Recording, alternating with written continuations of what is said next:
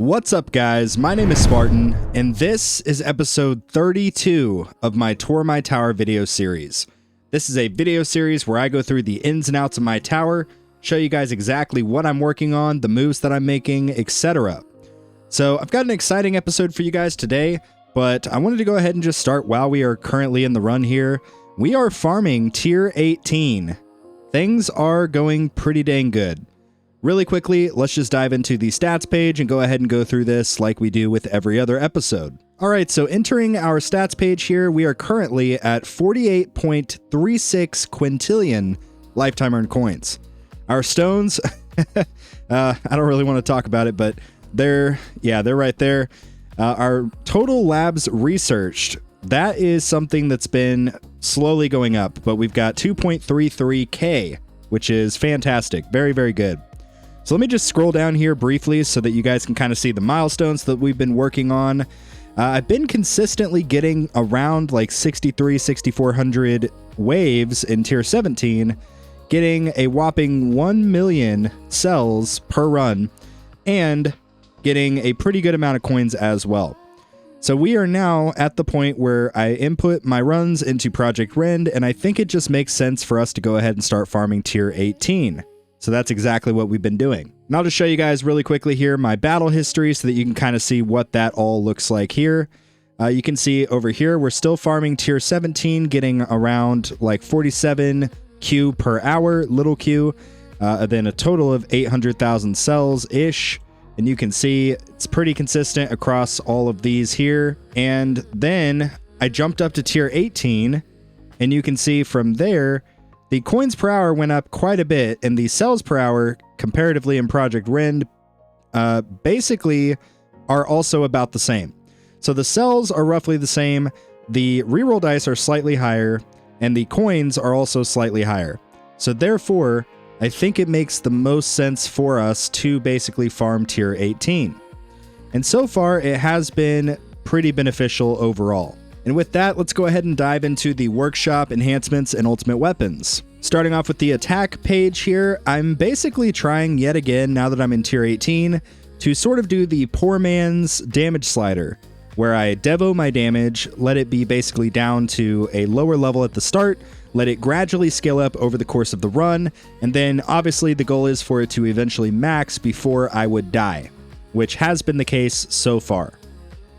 So that is a little bit different. Everything else here is roughly the same in terms of the rest of these. I still have 1.75 times shockwave size, and again, that ultimately just comes down to tagging the overcharge enemies. Moving on to the utility upgrades here, everything is, the same here. Everything's maxed except for basically ELS. I have both of these. Well, I had both of them at 600. I did drop the enemy attack skips down to 560 level-wise. Now moving on to the enhancements here. You can see the coin bonus, we've got 1.87, the cells 1.83, then the free ups and the ELS. I'm trying to just kind of bring these up in increments of 1, but you can see it is starting to get very, very expensive. So we'll get to that at some point, but yeah. In terms of the defense enhancements, nothing has really changed here. I think I put maybe 10 clicks into the health regen, mostly for the sake of when my wall does break. Maybe I can survive an overcharge, but who knows. And then for my attack enhancements, I've basically been keeping my super crit a little bit lower, my damage and my damage per meter exactly the same, and then basically my crit factor about 10 levels higher than my damage and my damage per meter. So this so far has been pretty good. I think I really like the 1.4 attack speed. That has been fantastic. The Rend armor is not a huge priority for me. Maybe someday it will be if I put more into Poison Swamp or get Poison Swamp Plus, etc.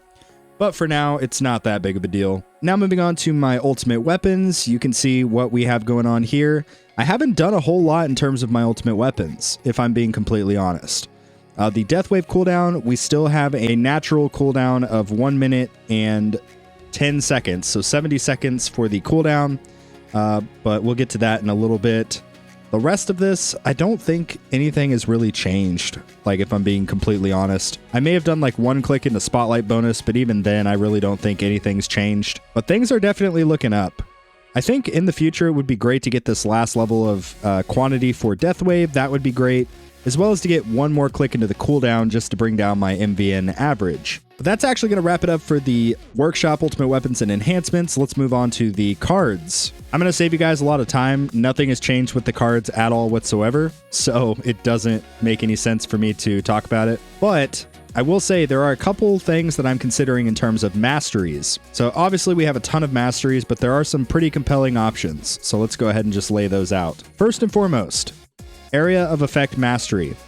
I think that getting this mastery in particular would be pretty helpful for mostly the sake of my tournaments. Just getting some extra poison swamp coverage I think would be really, really good and overall push me a little bit farther than I would be otherwise. I don't think I'm actually going to get this first. I think my first priority is possibly going to be second wind mastery. I've heard that at max level for second wind mastery, you get about a 10 times health regen buff once your second wind basically procs. So I think for that reason, it would be really, really good for tournaments overall, just stacking up my wall health and yeah, basically allowing me to survive overcharge. Remember from last episode, my main priority at the moment is figuring out how the heck to survive overcharge enemies. In terms of other card masteries that maybe would be good to get in the future, I was considering just getting the base health mastery, but I don't really think I'm going to. I think at this point, my workshop and my lab levels, everything like that, are pretty much in a good enough spot where I don't really think I need to worry about this. Another one that I was really considering is the nuke mastery. This one's a little bit cheaper, but just slowing down the enemy's attack speed for 300 waves. It doesn't sound like it would be very good, but every little bit does help in terms of keeping enemies away from hurting me, allowing them to stall their attacks, crowd control, etc. All of that is super, super valuable. But again, I don't think this is huge on the priority list. I think I might actually get better luck from like something like this. Chance for enemies stunned by landmines to miss their attacks. I think something like that would be maybe a little bit more consistent. But that's actually going to cover it for the cards. Let's go ahead and dive into the modules. So guys, this is something I'm super excited about. You already see what's happening here, but I think the best way for me to actually show you this is to just go to my buy module screen. So you can see my percentages for everything here is basically 2.17. With an exception of one module, my Dimension Core. So what this means is I have gotten every single module in this game except for Dimension Core 5-starred, which is absolutely fantastic. If I filter to the core category, you can see we now have enough Dimension Cores to get a second Ancestral Dimension Core. And what that means is basically I will be able to retire this guy, let him just be my tournament Dimension Core. I'll then have this guy be my farming Dimension Core. And that is pivotal. That is super, super important because it will allow me to, in theory, ditch Multiverse Nexus indefinitely, not have to use it any longer, and instead use my farming Dimension Core paired up with my Primordial Collapse, which I've already sort of began rolling some econ related stuff. Obviously, we have a lot of headway to go in terms of the reroll shard department, but that is overall going to be my long-term goal. I think that it's going to be really beneficial for me. And if you're wondering why I still have Sharp Fortitude on, it's simply because I did my tournament run and forgot to take it off, but it's okay. In terms of the rest of this stuff, things have been going really, really swimmingly. My Multiverse Nexus, I finally was able to get a Death Wave cooldown effect. So as it currently stands, my Multiverse Nexus cooldown is currently 55 seconds, which is absolutely fantastic. In terms of the rest of this stuff, nothing really crazy has changed. I am gonna probably try to get this substat changed, maybe to a health regen. I think might be a good option just for, again, sort of helping my wall. And who knows, if I get the health regen effect and it turns out to really benefit me, I may not actually get second wind mastery. I don't know. We'll just have to see how it goes. But ACP is still my primary pretty much every single time whenever I do my tournament runs.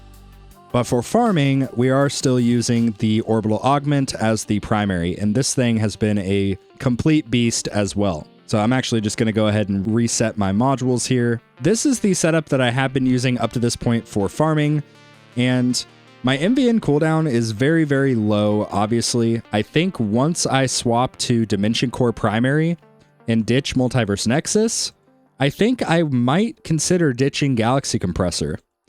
My Galaxy Compressor has really been good. This was the very first module that I ever got, I believe, and overall it's been awesome, but I do think at some point I would like to consider ditching it. Obviously, if I do ditch Galaxy Compressor, I'm still going to run Black Hole Digester primary, but I will likely end up putting on Singularity Harness as the assist module. Speaking of assist modules, let's go ahead and check out that tab really quickly. So you can see we've still really just been working on the efficiencies, but one thing that has changed pretty drastically is actually the substat efficiency for the generator. I've really been trying to get more coins per kill bonus, more enemy level skips, more recovery package chance, etc. All of that is super, super important for me. But more importantly than that, and also preparing us for what I mentioned previously with swapping the cores, I've been working on the core module efficiency and substat efficiency pretty heavily up to this point. Because as soon as it makes sense for me to do it and I have the reroll shards to get all the stats that I want, it's going to be super important for me to have a lot of substat efficiency, especially for things like Deathwave quantity and my cooldowns, reducing the cooldown of Deathwave, reducing the cooldown of Black Hole, all of these things. It's going to be super important for me to get this up as high as I possibly can. In terms of the unique effect bonuses, I don't think I'm quite ready for them yet, but if I do get any of them, it will probably actually be the armor. I think I will get a lot of value from the armor, because then I could run Orbital Augment as my primary and then have ACP as my assist, but instead of getting a ×10, maybe I get a ×15 or a ×20, something like that. That would obviously be really helpful for my farming runs, and in terms of tournaments, I would have ACP primary and then, something else, maybe Space Displacer with better stats, maybe a Sharp Fortitude that would have some better survivability, something that would be really good. But the point is, a lot of good stuff is happening at the moment for us, and being able to just get all of these modules 5-star Ancestral, except for my Dimension Core, like that is actually insane. That's exactly what we need.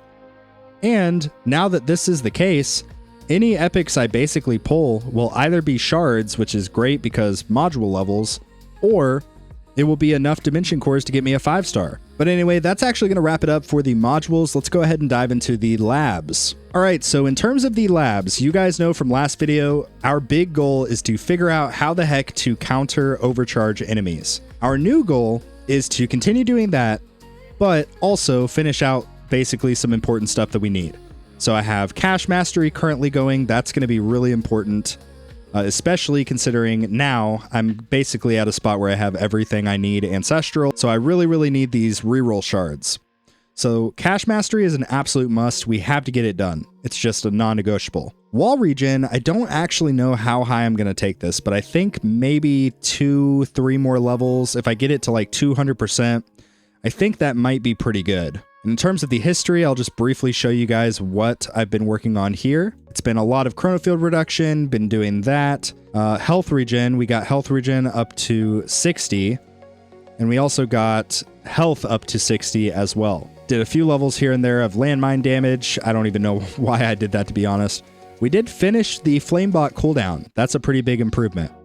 So as soon as we get bot presets, which should be probably by next month, if I had to guess, we will definitely be using the Flamebot in our tournament preset, 100%.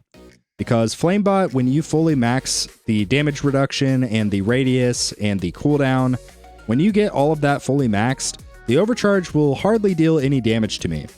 So that is actually a pretty major priority overall. And yeah, likewise, getting some of these assist module substat levels and also just the multiplier efficiencies, continuing to work on my econ so that I can fund all of those labs as well is going to be really, really important. But in terms of the rest of this, like I said, I don't know how long I'm going to run wall regen. Hopefully not too much longer, but I'm going to do it until I'm able to tank overcharge. That's just, it is what it is. Golden Bot, honestly, we're just going to max. Crit factor, we're probably going to look to max this. We're going to swap it with damage as well. You can see my damage labs right here. So as soon as this level finishes, I'm going to bring damage up to 90, and then I'll basically just do like 2 levels here, 2 levels here, until they're both fully maxed. After that, I'm going to go super, super hard on damage per meter.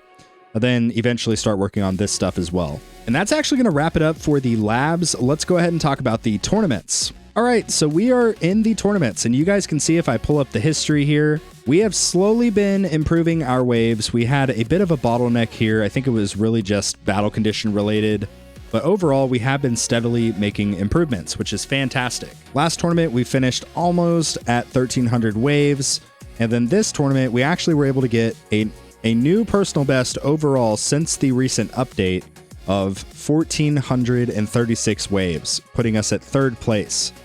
So we are getting 15 freaking keys. That is absolutely insane. I am very, very happy with that result, and we're that much closer to eventually figuring out how to get 1st place. And in terms of the vault, what we're looking to do currently with the keys is, like I mentioned, just climb up the ladder.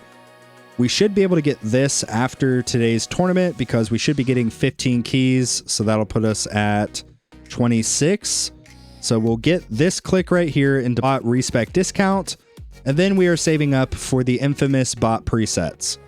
As soon as we get the bot presets, we will be in super good shape overall, and our tournament performance should definitely improve as well. After we do that, I think the only other stuff I really care about in terms of the harmony tree is I would like to get the damage slider. I think that's going to be really important for my farming. I also would like to get probably one more card slot.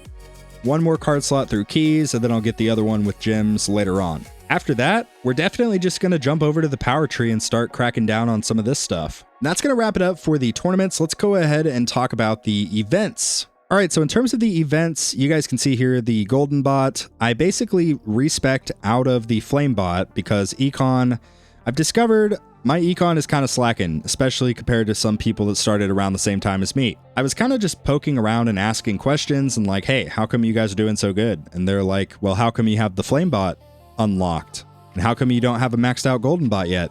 And I'm like, well, you have a point. So until I get bot presets, I'm just going to probably try to continue to pump into my golden bot.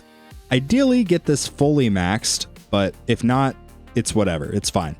But I have basically 5 or 6 clicks more into the golden bot duration with metals, and then this will be completely gold boxed, which means our econ is going to be going kind of crazy. It's going to be awesome. Obviously, like I mentioned, as soon as we get the bot presets, we're going to basically have one not have the golden bot at all, and probably just try to max out the flame bot and then also put a little bit into amplify as well. In terms of my farming setup, once we max this, I'm probably going to actually go for amplify instead of the flame bot. The flame bot I think is mostly going to be used for the sake of surviving overcharge in tournaments. In terms of the rest of this stuff, we already got all the relics, we got the skins, all of this stuff, so we're looking pretty good overall. We also were able to claim all of the relics here. So we got the ultimate weapon damage, the bot range, the knockback force, and the health regen. All of this stuff is super, super good. And that's going to cover it for the events. Let's briefly touch on the guild content. All right, so I did respec my guardianships. I took a little bit out of the cooldown for fetch and summon. I got basically the duration maxed on summon, the cooldown to 100 so that they're both paired up together. And then I got the find chance to 32, the double find at 8, and that still to this day is good enough to basically max everything out. Going forward, in terms of guardian bits, my main focus is going to be the scout chip. I have a hunch that the scout chip is going to be really, really valuable for me once I'm able to max this thing out. So we're going to slowly start doing the grind of getting uptime, continuing to work on the cooldown, continuing to work on the duration, until we get to a point where we have permanent uptime. Once we have permanent uptime, we're going to start really honing in on the range bonus. And in terms of the store, we have a lot of stuff already that we really wanted. We wanted to get the scout chip, and now basically I'm going to save up for this background because the supernova background looks so, so good. So that's definitely going to be on the priority list. And with that, that's actually going to wrap up this episode of Tour My Tower. I really hope that you guys enjoyed this episode, and if you did, do me a favor, leave a like on the video and drop a comment down below and let me know how your tower's going. Likewise, if you're new to the channel and want to see more content from me, feel free to subscribe to the channel. I would really appreciate it. We're getting pretty close to 9,000 subscribers, so thank you guys so much. Likewise, follow me on Twitch if you want to watch me play some other games. I've been playing a lot of Overwatch recently, and it's been a really good time. Link for that will be found in the video description. And also, if you want to get connected with me, join our Discord server. We have a Discord server with 4,000 people in it. It's an awesome place. Come hang out, come say hi, don't be a stranger, join the Discord server. And last but not least, if you buy anything for the tower, whether it be through the in-game app or the web store, please consider using my content creator code. My creator code is code 300, as you can see on the screen, and using this code directly supports me at no cost to you. You do have to keep in mind there is a 30-day expiration, so the code will automatically get removed from your account after 30 days. So do me a favor and just make sure that you have the code entered if you do want to continue to support me. Thank you guys so much for all the love and support so far. It has been absolutely unreal. With that, that's going to conclude today's video, but thank you guys so much for watching, and like always, I will see you guys later.